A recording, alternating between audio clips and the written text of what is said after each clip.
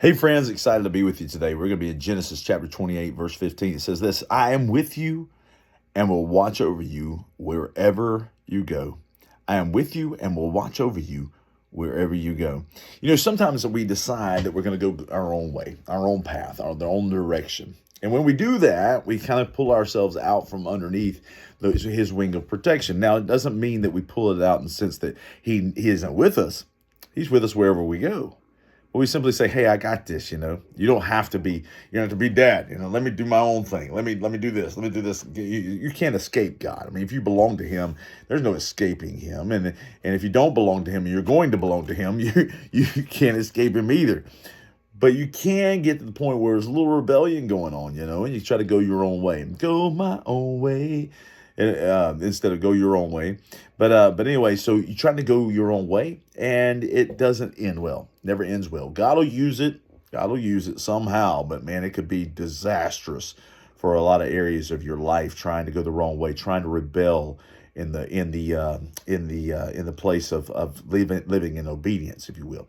But here's the thing. You look to a Bible story. One of the Bible stories is Jacob, and he has a dream, and he dreams, and we call it Jacob's ladder, as a matter of fact. That's the way we refer to it. Dreams of angels descending and ascending this ladder into heaven.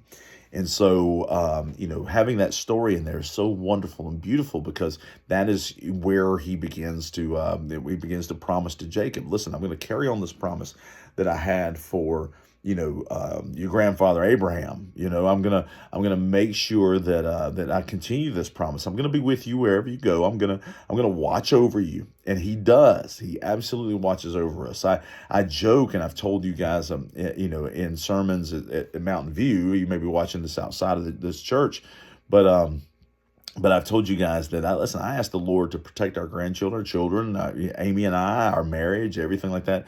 But man, when it comes to the grandkids, man, I tell them, look, I want you to camp some of them big, ugly, strong angels. You say, ugly angel? Yeah, you need to read Revelation. But I want them to camp some of them suckers around our grandchildren. Say, listen, y'all, this world ain't going to corrupt them and destroy them. It's going to be camped around our children, and man, ain't nothing going to want to mess with them.